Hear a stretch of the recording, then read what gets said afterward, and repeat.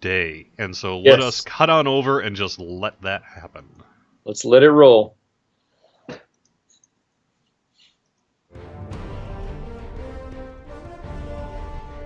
Do you have sound, Jerry? I do. Yeah, you probably don't. Sorry. I can't believe it's been 10 years. 10 years since we first stepped into Lord of the Rings Online and started having these adventures in Middle-earth. Not to mention 10 years of music. I recently sat down with Sarah Reed from the Musician's Toolkit to talk about all these great memories. It's a chance. This is very exciting. It's 10 years. I'm curious when your world and the world of Tolkien kind of collided. Where did it all begin? So we're celebrating 10 years with Lord of the Rings Online, but my story actually started much earlier than that in 1998, when I received copies of the literature and started to dig in and discover what the professor said about music in his world. I'd grab a stick note, I'd put it in for quick reference later, I'd underline it. Here's a great example. Listen to this. With pipes and flutes, with bells on their hands, they begin a merry dance tune.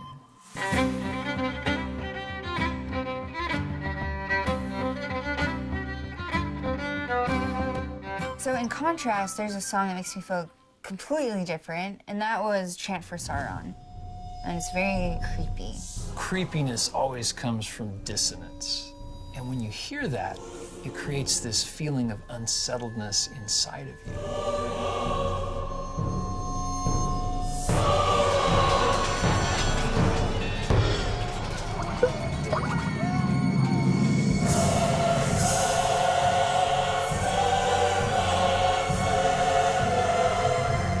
So another one I wanted to ask you about was a theme for Rohan. This one I really resonate with. I just want to listen to this one kind of on repeat. So Rohan is one of my favorite places in the literature, and I wanted to get it right. This theme hangs on these little hooks of appoggiatura, which is very prevalent in Celtic and Old English music, which matters because Professor Tolkien drew his inspiration for Rohan from Anglo-Saxon England. So you've got this ba-da-da, da-da-da.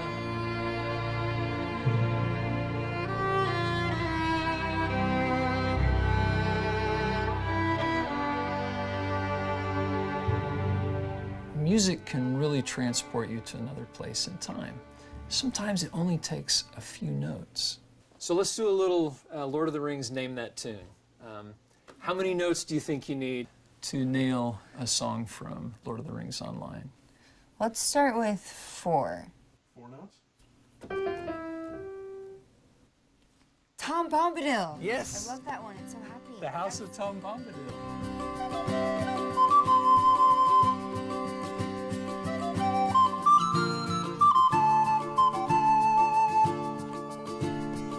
This music transformed my career and gave me a platform so that I could take all of these places that we love in Middle-earth and bring them to life musically.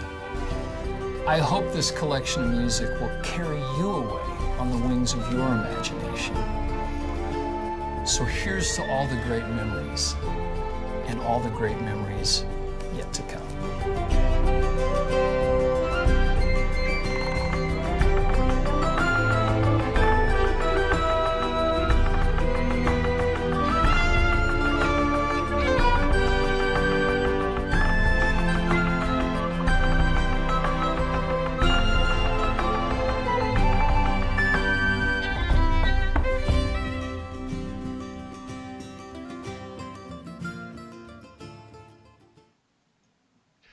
Welcome back. Thank you so much, Chance, for that announcement. It's great to be able to make that debut here on the show here today, and we're going to have a lot more information, a little bit about that in just a minute or two, including some, URL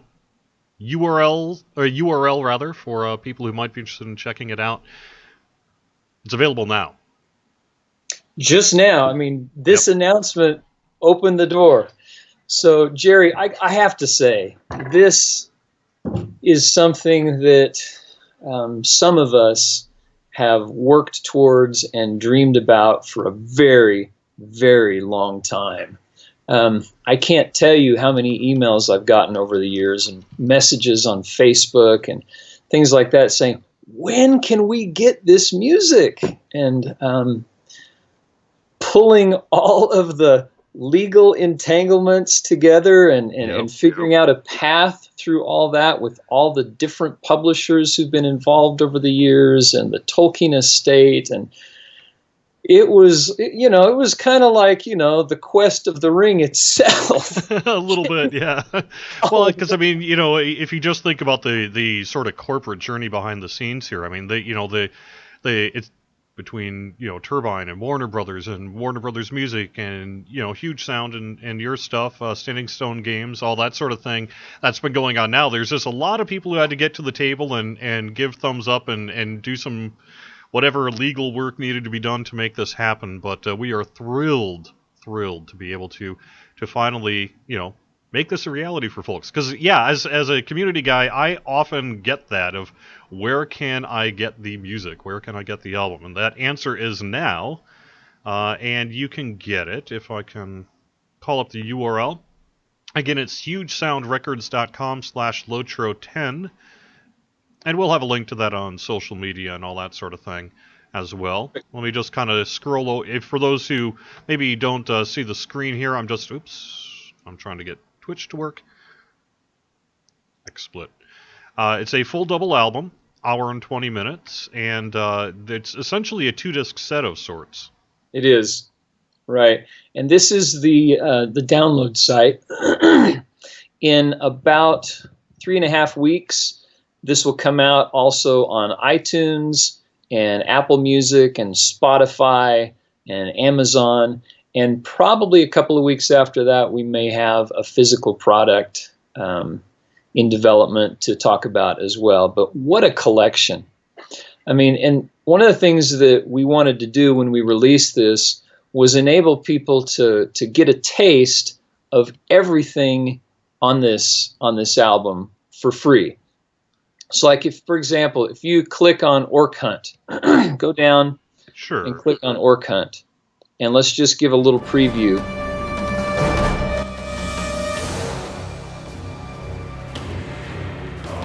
So you'll have to tell me when the preview's over because I can't hear anything on mine. Sure, no problem.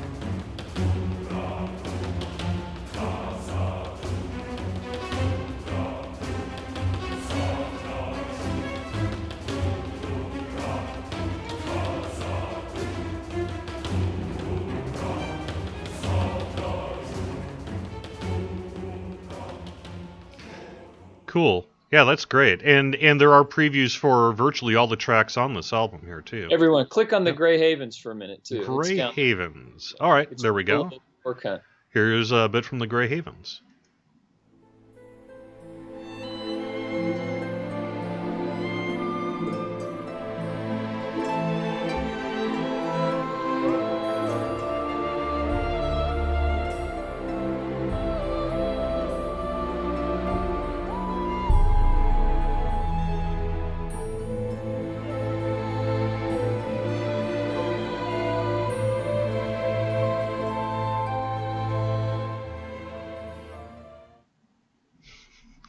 And that's there too. I appreciate it. I've already got a couple of questions from chat. People are very excited about this. So, if they want to follow you on social media, they can probably find out more about this kind of physical release and that might be happening in the future. Sure. Is that right? Probably the best way to do that.